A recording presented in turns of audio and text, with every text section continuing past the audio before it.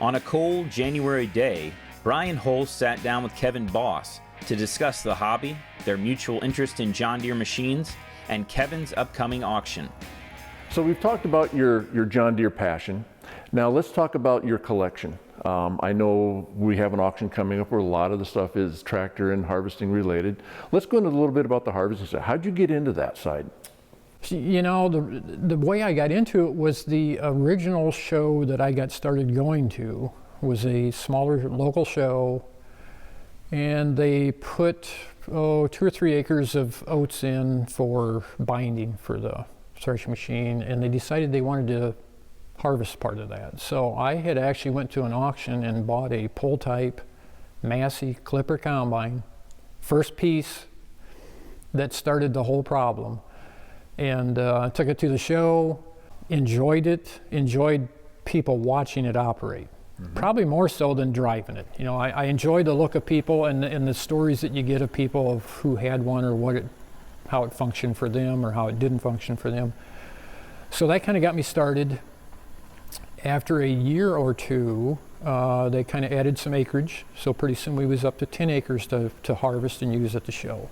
I started trying to rely on other people to bring items for the show, and found out that you can easily get yourself in a position of stuff not showing up and look bad.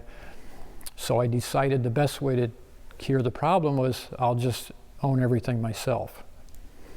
So I just bought enough stuff to host the show without other people, but if other people showed up, my stuff could sit. You know, it didn't bother me not to use my stuff, but that way I was safeguarded. And that's kind of what got me started in collecting harvesting equipment. You know, and harvesting equipment's so mechanical. Very much so. You know, if you look at a tractor, they're mechanical more so than a disc or a plow, but you can only watch one do something so much, and then you've seen everything it can do. Where harvesting equipment is mesmerized, you know, it will mesmerize you by all the functions and the moving parts. So to see one in the field operating at that age, you know, it took more work to make it happen. So it's more of a success to your work. You know, you get more of a better feeling of success for your work if you actually have a harvesting equipment in the field working rather than a plow or a disc or some other piece of tillage equipment. Sure. Like I said, originally I collected all brands of harvesting equipment, and it turned into be just too much. You know, if you start taking 18 mounted corn pickers to a show and everyone's a different brand, and then you've got the combines, self-propelled, you've got the pull-type combines, it turns into an overwhelming project for an individual person. Without a doubt.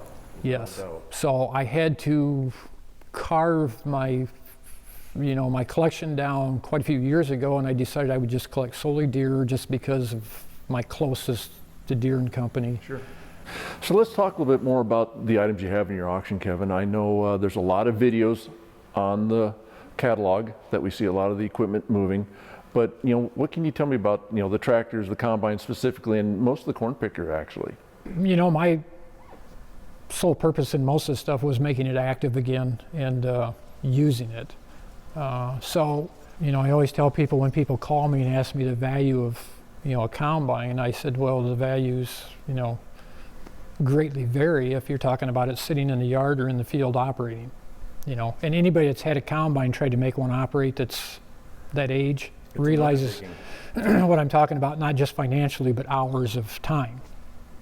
So what we tried to do was any of the stuff that's functioning, working, which is most everything, we tried to get videos of everything from just this past fall. These aren't videos from 5 years ago or 10 years ago, but to me as a buyer, it would make a difference.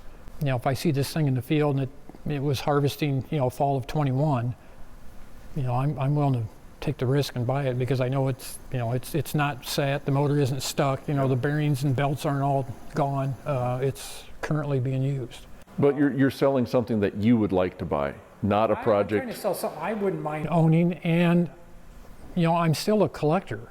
So, I tell people I'm going to be going to shows and I'm still collecting it, so I'm not trying to ditch any of this stuff on somebody just to bury it and get rid of it. I said I'm trying to help implement somebody into the collection world or a usable item rather than just trying to get rid of stuff that, that I don't want to fix. Exactly. That says a lot about. So honestly, if anybody's got questions on any of the equipment, I mean, they can call and I will tell them exactly what I know about it. And I'm not going to, like I said, I'm not trying to hide anything on my stuff because, if I meet this guy next year, I don't want to have to hide from him. Be sure to visit AumannVintagePower.com to learn more about the Kevin Boss tractor and equipment auction ending on March 10th, 2022.